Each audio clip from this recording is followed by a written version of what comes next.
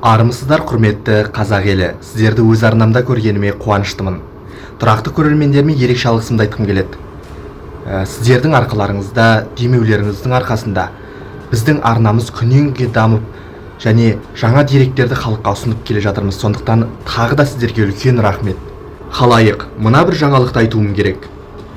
Беттерін бүркемелеп жүретін әйелдерге айыппұл салынғандай, енді сақалдарын қауғадай қылып өсіретін ер адамдарға да айыппұл салу басталды. Қазақстанда емес, Өзбекстанда. Өзбекстанның билігі бұл шараларды өте қатаң түрде жүргізіп жатыр. Осыған байланысты алдымен сіздерге ресми ақпараттарды оқып берейін, содан кейін әңгімемізді жалғастыратын боламыз. Өзбекстанда бетін толық бүркеп жүретін әйелдерге айыппұл салғанда, енді сақал қоятын ер адамдарға да тыйым салыну басталды. Жоғарғы соттың мәліметіне қарағанда, Өзбекстанның бірнеше өңірінде сақал қойған ер адамдар жауапқа тартылып жатыр. Жалпы ақпарат құралдарының мәліметтеріне қарағанда, заңды бұзғандарға 10-нан 15-ке дейін, яғни 3,4 миллионнан 5,1 миллион сумға дейін айыппұл салынады. Бұған дейін қырынудан бас тартқан ер адамдар бұзақылық жасады және полиция қызметкерлерінің заңды талаптарына қарсы шықты деп айыпталған еді. Мына жаңалықты енді естіген шығарсыздар. Өзбекстанның билігі осыншама үлкен айыппұлдарды сала отырып, еліндегі сақал қоятын адамдармен, беттерін бүркеп жүретін әйелдермен күресті бастап кетті және мұндай қатаң шараларды қолдану арқылы Өзбекстан билігінің тез арада осы мәселені шешпесе болмайтындығын көрсеткендей. Орталық Азия мемлекеттерінің арасында бұл бірінші түрде практикалық тәжірибе емес. Себебі Тәжікстан билігі де беттерін бүркеп жүретін немесе осындай бір діни элементтер араласқан киімдерді киюге және сырттан әкелуге қатаң тыйымдар салуды талқылап жатыр. Мұны тіпті елдің президенті Эмомали Рахмоновтың өзі ұсынған болатын. Мұны біз өткен видеода айттық. Өзбекстанның және Тәжікстанның мұндай қауырт шараларды қабылдауы расында да төніп келе жатқан үлкен сигналдың бар екенін көрсетеді. Бұлар жайдан жай қимылдап жатқан жоқ, себебі өздерінің көршісі Ауғанстанның билігіне тәліптердің келуі қандай мемлекетті болмасын үрейге салғаны анық. Сонау Американың өзін үрейге салып отырған Ауғанстандағы тәліптердің билігі жанында отырған Өзбекстан мен Тәжікстанға әсер ететіні айтпаса да түсінікті. Ал Қазақстанға ше? Қазақстанның билігі мұндай шараларды қабылдауға дәті барады ма, яғни шамасы жетеді ме? Немесе бұрынғы ізімізді жалғастыра береміз бе? Орталық Азия мемлекеттерінің арасында Өзбекстан жат ағымдармен күресте, яғни мемлекеттің идеологиясына тікелей әсер ететін және мемлекеттің саясатына, оның қауіпсіздігіне, адамдардың қауіпсіздігіне, өз азаматтарын қорғауда ерекше қатаң шараларды қабылдаумен әйгілі. Назарбаевтың тұсында Өзбекстанда билік құрған марқұм Каримовтың да осындай жалған діни ағым дейміз бе, деструктивті діни ағым дейміз бе, әлде мемлекеттің саясатына, мемлекеттің ұстанып отырған конституциялық құрылымына тікелей әсер ететін осындай ағымдармен күрес өте қатаң түрде жүрген еді. Өзбекстандағы осындай қатаң шараларды қазақ қоғамы көріп тамашалап отырды. Бірақ қазақ қоғамында бұндай мәселелер талқыланғанымен, парламентте кейбір депутаттар ауық-ауық мәселе қылып көтергенімен, бұл мәселелер жабулы қазан жабулы күйінде қалды. Алайда мұндай жабулы қазандар кейіннен іріңдеп, ол үлкен жараға айнала бастады. Ақтөбедегі діни радикалдардың әрекеттері және түрлі Қазақстанның облыстарындағы діни әрекеттердің ашықта жасырында көріністері қазақ билігінде үрейлендірді. Қаңтар оқиғасы кезінде кейбір діни ағымдардың осы бір халықтың толқуын пайдаланып кетуге тырысқан әрекеттері де қоғам тарапынан анық байқалды, көрінді. Осыдан кейін Қазақстан билігі де осындай ағымдармен күресті қатаңдата бастады. Бірақ әлі де болса Өзбекстандағыдай емес, толеранттылық көзқарасын сақтап келе жатыр. Енді Қазақстан билігі Өзбекстандағы осындай тәжірибелерді қолданады ма? Яғни сақалдылармен күресті бастайды ма? Немесе бұрынғыдай көзқараста қала береміз бе? Яғни мемлекеттің ішкісіне араласпайды, дін мемлекеттің саясатына араласпайды дегендей. Бір кездері парламентте депутат болған Бекболат Тілеуханға да сақал мұртқа байланысты көп тиіскен еді.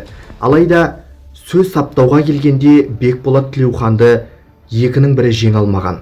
Сол кездері Бекболат Тілеуханның өзі осыған байланысты былай деп жауап берген еді. Сақал қойып, шолақ шалбар киіп, уахап ағымында жүр дейтін ауыр айып тағылды. Оның барлығы өтірік, жалған. Қазақты қазаққа жау етіп көрсетудің өзі барып тұрған ессіздік. Сақалма келсек, бұл Қазыбек, Әйтеке, Төле билерден, Абайдан, Ыбырайдан, Ахмет Байтұрсыновтан қалған сақал. Бекболат Тілеухановтың жауабы осындай болды. Жалпы Бекболат Тілеуханды қара сөз айтып, алысып, өлең сөз айтып, жарысып, анау-мынау адам жеңе алмайды. Оның сөз саптауы, тапқырлығы, шешендігі сөз жоқ, керемет. Ал шынайы ісі ше? Мен сенімен қалай сөйлесем деп, Нартайдың қойған сұрақтарының өзіне былай қашып, әйтеуір амалын тауып, неше түрлі мысалдарды келтіріп, қалай жауап бергені өзіңіз де жақсы білесіз. Сөйткен Бекболат Тілеухан қаңтар оқиғасы болардың алдында санаулы күндер бұрын қаншама адам армандап жете алмай жүрген парламенттегі депутаттық мандатын өз еркімен тапсырып парламенттен кеткен еді. Артынша қаңтар оқиғасы болып кетті. Мұны Бекболат Тілеухановтың көрегендігі дейсіз бе, әлде кездейсоқтық дейсіз бе? Оны өзіңізге қалдырдық. Бекболат Тілеуханға сақалға байланысты тағы бір сұрақ қойғанда, оның берген жауабы тіпті Алдаркөсені аферист қылып шығарған еді. Бекболат Тілеухан өз сөзінде былай деді: 20 ғасырға дейін сақал қоймаған қазақ болмаған, тек Алдаркөсе ғана сақал қоймаған. Себебі ол нағыз аферист деген болатын. Бекболат Тілеуханның жауабын көрдіңіздер, ал менің ойымша Алдаркөсе бұл нағыз қазақтың персонажы, халық ауыз әдебиетінің тамаша өкілі. Алдаркөсе ғана меніңше қазақтың шынайы болмысын көрсететін тұлға деп айтуымызға болады. Нағыз қазақ фольклоры, арабизацияға ұшырамаған тұлға Алдаркөсе. Алдаркөсенің өз сөзі бар. Мысалы, ол тек өлеңде де айтады ғой: кедейге қолға салмадым, тек сараңды алдадым. Яғни, бұл қазақтың бір Робин Гуд сияқты бір персонаж. Қалай дегенмен де қайталап айтам, Алдаркөсе бұл арабизацияға түспеген қазақтың нағыз персонаждарының бірі де бірегейі. Бұл өз алдына басқа тақырып. Ал енді біз дамитын ел болсақ, алға жылжығымыз келсе, өркениеттен қалғымыз келмесе, тарихқа сәл бір үңіліп қарап көрейікші. Мен үнемі видео жариялаған кезде барынша өткен тарихпен байланыстыра отырып, өткен тарихта қандай оқиға болды осыған байланысты, сол кезде адамдар қандай шешім қабылдады, патшалар қандай шешім шығарды, билік не істеді, халық не істеді, соған байланысты тарихи шешімдерді ұсынып отырам, және бұл практикадан өткен дұрыс шешімдер болуы мүмкін. Сондықтан бүгінгі күнмен байланыстыра отырып тарихты бір сәл шолып өтейікші. Мысалы, орыстар Петр Великий дейді, яғни ұлы Петр дейді. Сол патшасы Ресейде империяға айналдырды. Петрді Еуропаға терезе ашқан нағыз патша деп есептейді. Патша емес, алғашқы император. Ал сол Петр 1722 жылы орыстарға заң шығарды.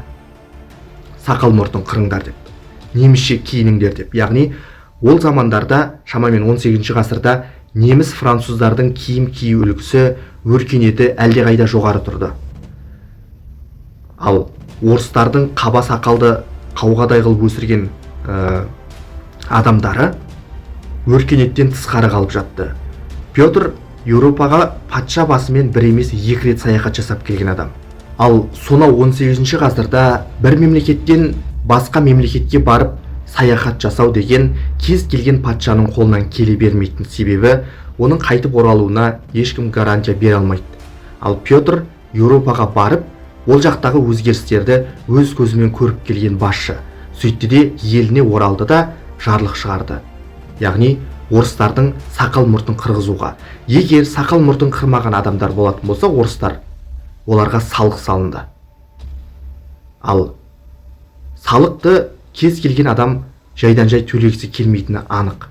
Сондықтан сақал мұрттарын қырып, бүкіл халық еуропалық деңгейде жарыққа шыға бастады. Ғылым білім дамыды. Арифметика, география, жаңа ғылымдар келе бастады Еуропаға. Және Петрдің өзі еуропалық білімді насихаттады. Дворяндардың да арасында, қарапайым халықтың да арасында.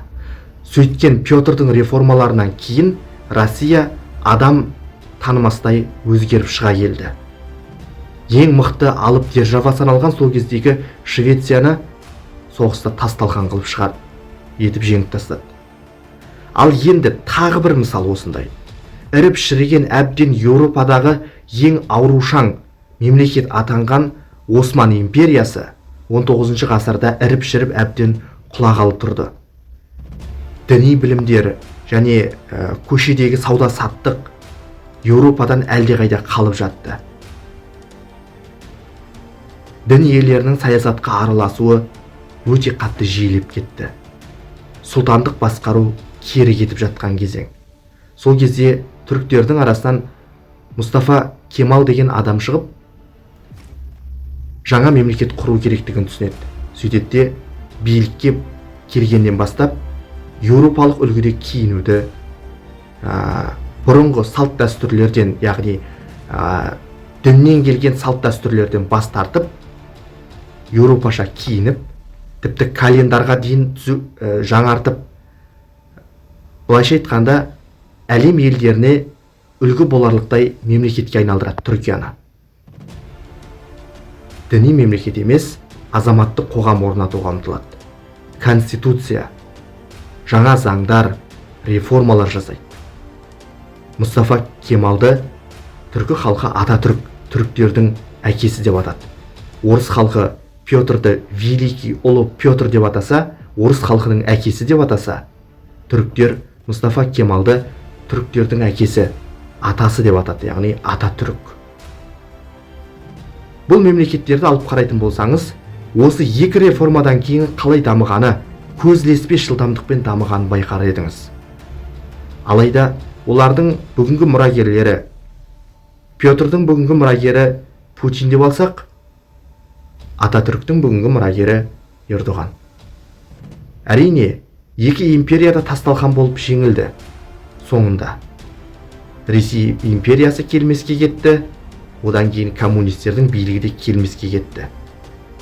Алайда Ресейді бүгінгі басқарып отырған Путин кезіндегі еуропалық даму, әлем елдерінің көшінен қалып қоймау сияқты реформалардан бас тарта бастады. Авторитар режимді дұрыс деп санады. Ал Ататүріктің қалдырып кеткен заңдарын, азаматтық қоғам, діни қоғамнан алыс қоғам, осындай мәселелерді айтып орнықтырып кеткен идеясынан бүгінгі Ердоғанның ауытқи бастағанын көріп отырсыздар. Бірақ қалай дегенмен де екі мемлекетте өмір сүріп жатыр, бірақ олардың идеялары өзгере бастаған байқауға болады. Ал көршілес Өзбекстандағы осынау жағдай, яғни сақал қойған адамдарға айыппұлдың салынуы ертеме кешпе қазақ қоғамында да талқылануы мүмкін. Біз бүгін немесе ертең талқыламауымыз мүмкін бұл мәселені. Тіпті парламентте де айтылмауы мүмкін әзірге. Бірақ ертеме кешпе бұл мәселе түбі талқыланады. Себебі Ауғанстанның салқыны Өзбекстан мен Тәжікстанға жетті, ал оның ар жағында жатқан Қазақстанға келмесіне ешкім гарантия бере алмайды. Сондықтан біз алдын ала қамданып азаматтық қоғам орнатуға ұмтылуымыз керек. Заң, конституциялық құрылым және ережелер осылар сақталғанда ғана азаматтардың қауіпсіздігі де, олардың білім алуы да, сапалы өмір сүруі де жақсаратын болады. Ал сіздер қалай ойлайсыздар, Өзбекстанның бұл бастамасы Орталық Азия мемлекеттеріне үлгі бола алады ма? Сіз мұндай бастаманы Қазақстанда жүзеге асқанын, талқыланғанын қалайсыз ба?